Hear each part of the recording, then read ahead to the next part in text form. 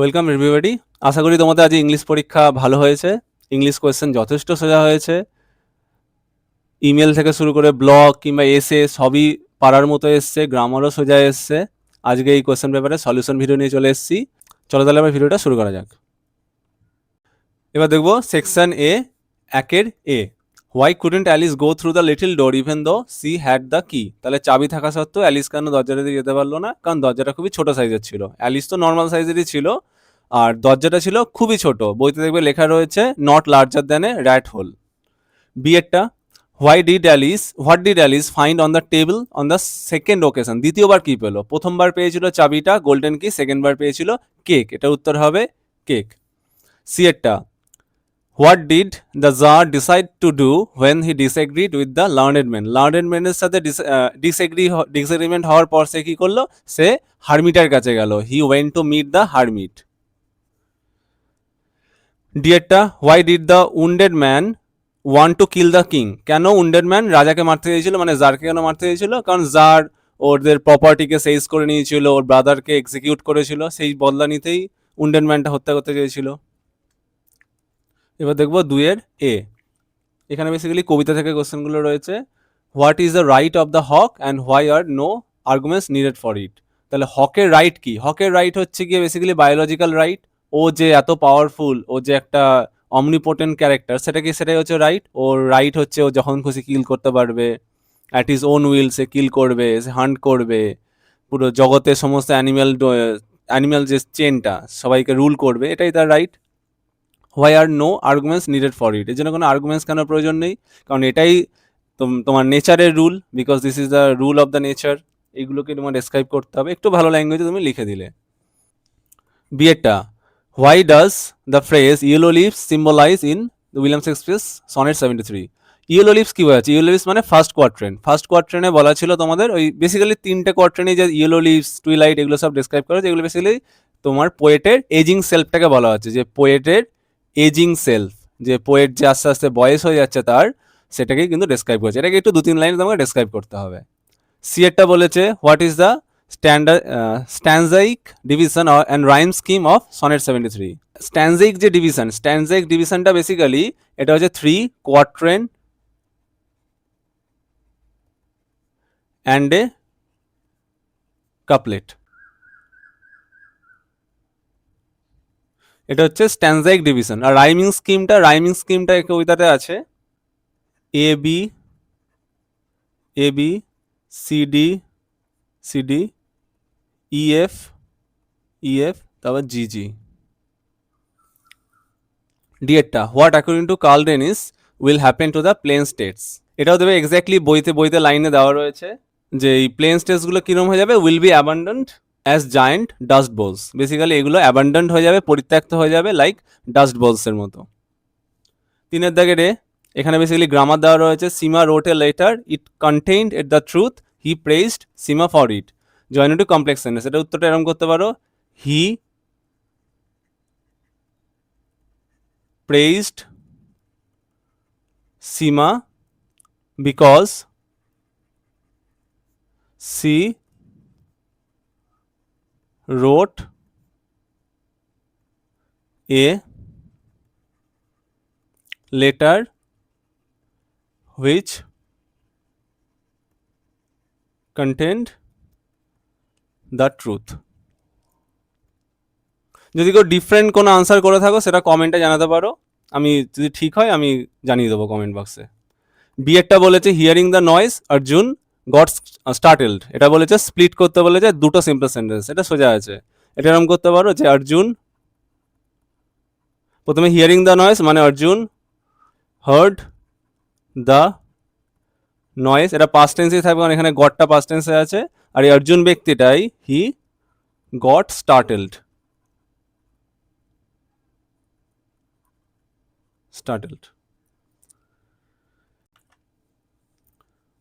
চারের দাগে রে, the teacher said to her why didn't you attend the class yesterday. তাহলে দ্য টিচার, ন্যারেশন এটা, দ্য টিচার, প্রশ্ন আছে, আস্কড হার হোয়াই, ইউটা হচ্ছে সি, সি ডিডেন্ট আছে মানে past tense, past perfect answer আসবে। Had, negative not, attended the class the previous day.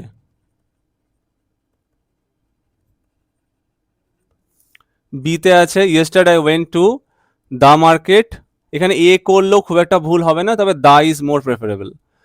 The market near my house, I bought an Apple and a loaf of bread. On my way back, I saw a cat sitting on the wall, looking very curious. Section C, এখানে 5 মার্কসের question আছে। 5 এর A, discuss the role of sea in James Synge's one act play Riders to the sea. Riders to the সিতে role of সিটা খুব important question ছিল, এটাই এসছে। বেসিক্যালি সি এর মেন রোলটা কি, সমুদ্রের রোলটা হচ্ছে দুটো, একটা প্রোটেক্টর আবার ডেস্ট্রয়ার। প্রোটেক্টর কী হবে, ওখানকার অ্যারান আইল্যান্ডের লোকেরা সিতে গিয়ে তাদের জীবনযাপনটা চালায়, আবার সি তাদের প্রাণ নিয়ে নিচ্ছে। তাহলে as a protector, as a destroyer, দুটো রোলই কিন্তু সি প্লে করছে। এটাকে তোমাকে একটু বড় করে ডিসক্রাইব করতে হবে। বিএডটা বলেছে analyse James Synge's Riders to sea as a one act play. মানে বেসিক্যালি তোমাকে পুরো গল্পটা মানে পুরো ড্রামাটাই ডিসক্রাইব করতে হবে from the perspective of the play. মানে এটা একটা ওয়ান এক প্লে, সেই হিসেবে তোমাকে বেসিক্যালি পুরো সামারি লিখে দিলেও খুব একটা ভুল হবে না এখানে। 6 রে, describe Alice's experience of falling down the rabbit hole in Lewis Carroll's Alice in Wonderland down the rabbit whole.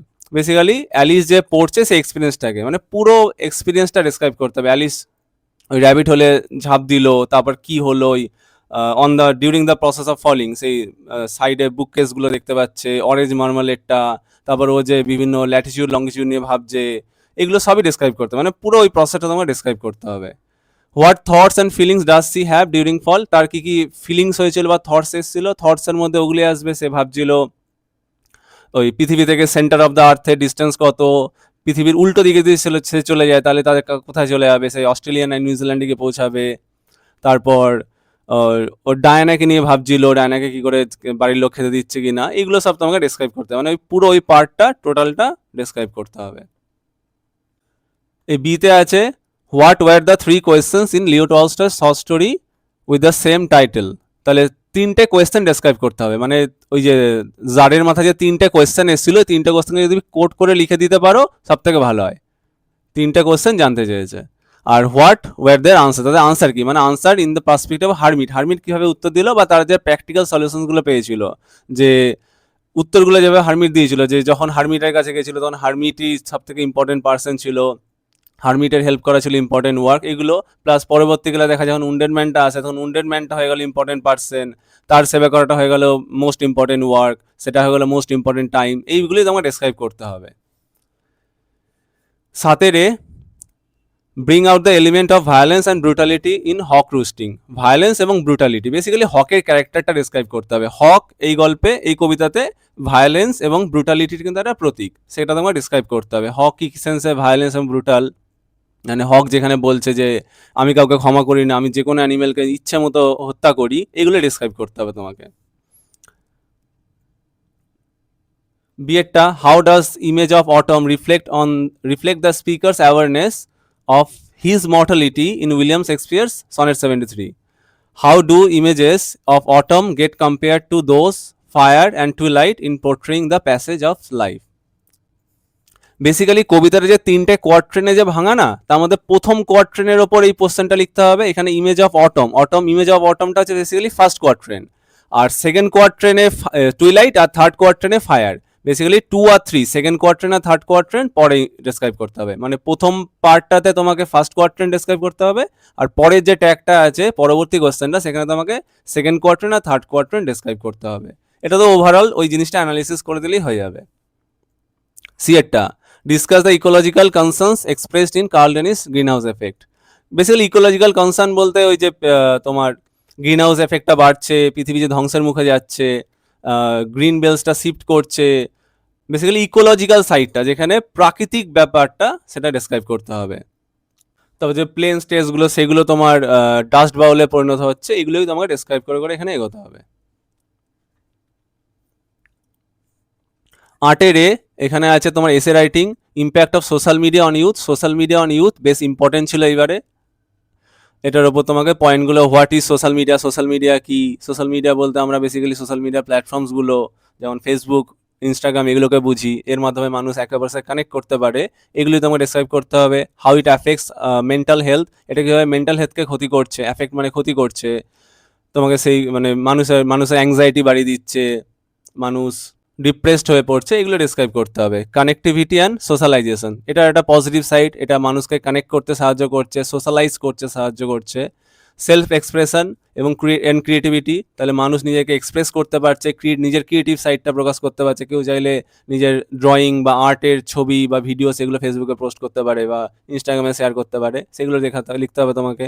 Information and education, তাহলে অনলাইন মানে সোশ্যাল মিডিয়া প্ল্যাটফর্মসে আমরা বিভিন্ন ইনফরমেশন পাই যেগুলো আমাদের হেল্প করে, এডুকেশনেও আমাদের সাহায্য করে। সোশ্যাল অ্যাওয়ারনেস, এগুলো আমাদের সোশ্যাল অ্যাওয়ারনেস বাড়াচ্ছে, প্লাস আমাদেরকে সোশ্যালি অ্যাওয়্যারও থাকতে হবে।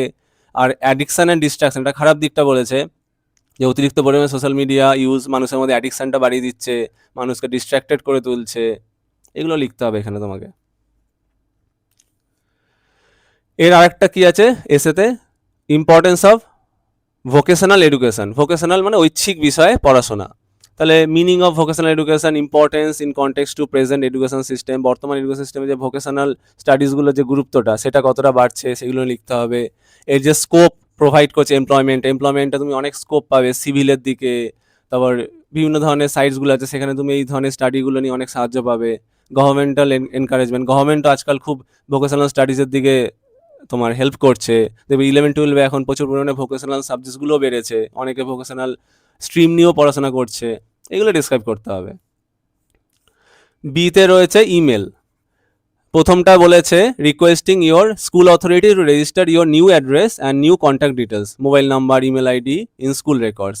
তাহলে inform why your address has changed and why new contact details are necessary, give a new address and contact details. তাহলে স্কুল অথরিটিকে তুমি লিখছো যে তোমার অ্যাড্রেস, তোমার নতুন অ্যাড্রেস এবং নতুন কন্ট্যাক্ট ডিটেলসটা আপডেট করার জন্য দিয়ে দেবে। আমরা একটা জায়গা থেকে আরেকটা জায়গায় ট্রান্সফার হয়েছি, তাই জন্য আমাদের অ্যাড্রেস চেঞ্জ হয়েছে আর আমাদের কন্ট্যাক্ট ডিটেলসও পাল্টেছে। ফোন নাম্বারটা উল্লেখ করে, মোবাইল নাম্বার উল্লেখ করতে বলেছে, মোবাইল নাম্বার দিয়ে দিলে, ইমেল আইডিটা উল্লেখ করে দিলে। ইমেলের স্ট্রাকচার ওই ফ্রম টু, তারপর সাবজেক্ট মার্ক করে স্যার/ম্যাডাম করে তোমার লেখাটা তুমি লিখছো, লাস্টে ওয়ার্ম রিগার্ডস দিয়ে বা বেস্ট উইসেস লিখে তোমার নামটা, আর ভেতরে তোমাকে এই ইমেল আইডি, ফোন নাম্বার এগুলো ডিসক্রাইব করে দিচ্ছে, বা লাস্টে আলাদা করে দিলেও হয়। আর একটা ইমেল কি আছে, draft an email in about 75 words to a guest speaker inviting him to speak and annual programme of a school. এটা একটা পার্সোনাল ইমেল টাইপের, মানে কোনো একটা গেস্ট স্পিকারকে তুমি লিখছো, তাকে তোমাদের স্কুলের অ্যানুয়াল প্রোগ্রামে তুমি ডাকছো। ওই সেমই হবে, ফ্রম টু করে সাবজেক্ট লিখে এই লেখাটাই বলে। Details of the annual programme, date উল্লেখ করছো, টাইম উল্লেখ করছো, আর টেন্টেটিভ প্রোগ্রাম শিডিউল, মানে কখন প্রোগ্রাম হবে, প্রোগ্রামে কী কী হবে, এগুলো তুমি উল্লেখ করছো। What do you want him to talk about, তুমি চাও কী নিয়ে তিনি বক্তব্য রাখুক তোমার যে অ্যানুয়াল প্রোগ্রামে। সে এসে সাপোজ স্টুডেন্টদেরকে ভবিষ্যতে কেরিয়ার নিয়ে এনকারেজ করতে পারেন, এইসব নিয়ে তুমি লিখলে একটা টপিক দেখিয়ে দিলে, এটা নিজের ইচ্ছা মতো টপিক দেখিয়ে দিলে, কী টপিক নিয়ে সে কথা বলবে। ডিউরেশন অফ দ্য টক, কতক্ষণ কথা বলতে তুমি চাইছো কতক্ষণ সে কথা বলুক, আর অনারেরিয়াম আর ইফ এনি, এবং তাকে কীভাবে তুমি সম্মান জানাবে, এইসব ব্যাপারে তুমি লিখলে। 2 নম্বরে আছে ব্লক বলেছে increasing air pollution in a locally, তোমার এলাকাতে এয়ার পলিউশন বাড়ছে, তাহলে এয়ার পলিউশন নিয়ে বেসিক্যালি লিখতে হবে, এটা লেখা যাবে। আর women empowerment in sports and games, women empowerment এটাও একটা ভালো টপিক, মানে মহিলারা যে স্পোর্টস অ্যান্ড গেমসে যে আজকাল যে অনেক উন্নতি লাভ করছে, যেমন মহিলারা রিসেন্টলি ক্রিকেট ওয়ার্ল্ড কাপও জিতলো, এগুলো নিয়ে তোমাকে লিখতে হবে। এর মধ্যে কিছু উইমেন্স, তোমার খ্যাতনামা উইমেন্সদের উল্লেখ করতে পারো, পিটি উষা, ইন্ডিয়ান উইমেন্স টিমের উল্লেখ করতে পারবে, এগুলো ডিসক্রাইব করতে হবে। তাহলে এই ছিল তোমাদের কোয়েশ্চেন পেপার। কোয়েশ্চেন যথেষ্ট সোজা এসছে, ব্লগ বলো, ইমেল বলো, বা যারা এসে অ্যাটেন্ড করেছো অবশ্যই পারার মতো এসছে। গ্রামারও ভালো এসছে, 6 নম্বর বা 5 নম্বরের যে বড় কোয়েশ্চেনগুলো সেগুলোও কিন্তু পারার মতো এসছে। আশা করি প্রত্যেকে ভালো পরীক্ষা দিয়েছো। বাকি পরীক্ষাগুলোর জন্য all the best. Good bye for now.